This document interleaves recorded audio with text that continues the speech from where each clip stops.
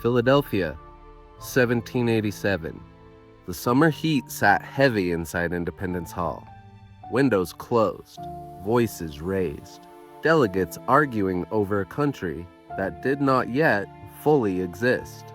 Large states against small states, North against South, federal authority against local control. Men who would later be mythologized as unified founders were, in reality, exhausted factions, trying not to fail in public. And near the end of it all, an old man stood slowly from his chair.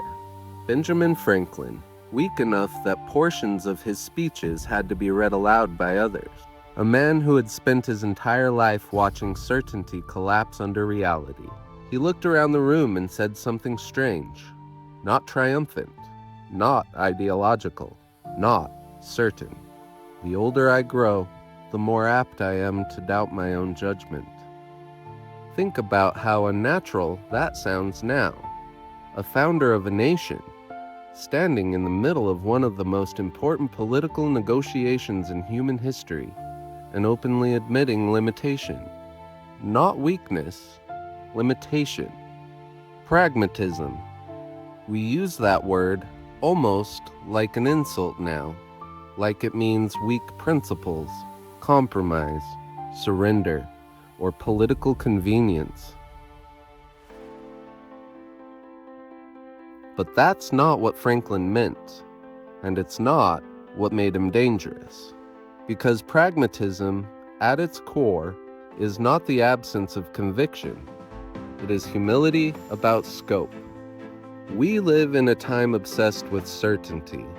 Everyone is forced to become a brand, an identity, a permanent declaration. You are expected to pick a side, inherit a framework, and defend it endlessly. And the more absolute your certainty sounds, the more moral you appear. But Franklin belonged to an older tradition, one that understood something uncomfortable. Human beings are too limited to survive absolute certainty for very long. People imagine the founders as philosophers carved from marble. They weren't. They were frustrated men arguing over incompatible fears. Some feared central power. Others feared collapse without it. Some feared democracy itself. Others feared aristocracy pretending to be republic. All of them believed, to varying degrees, that the others were dangerous. Sound familiar? The Constitution was not written because everyone agreed. It was written because they understood disagreement would never disappear. That's what our myths keep hidden. Modern politics treats disagreement like failure. But plural societies are not built on agreement. They are built on coexistence under tension. And tension is difficult because experience is uneven. A person in a crowded city experiences the world differently than someone in a rural town. Different pressures, different fears, different realities. And both sides slowly begin making the same mistake. They mistake partial experience for total reality. That is where pragmatism matters, not as compromise, as restraint. Because once every disagreement becomes sacred, coexistence starts collapsing.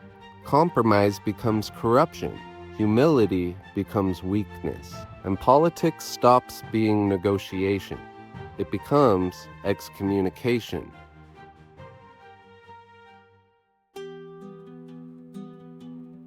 You can see it everywhere now.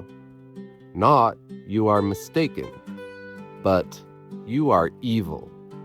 Not, your policy is dangerous, but your existence threatens the nation. And once people begin regarding each other as fundamentally damned, peace becomes almost impossible. Franklin understood something modern discourse struggles to accept. No faction sees the whole. No ideology survives reality untouched. No generation finishes the project. That's not cynicism. It's scope. The Republic was never designed to eliminate tension. It was designed to prevent tension from becoming annihilation. That is a very different goal. And this is where we misunderstand pragmatism completely. Pragmatism is not abandoning principles. It's recognizing that principles applied without humility eventually become destructive, because human beings are finite. Finite knowledge, finite experience, finite perspective. And yet every generation becomes convinced, briefly, that it finally sees the whole picture.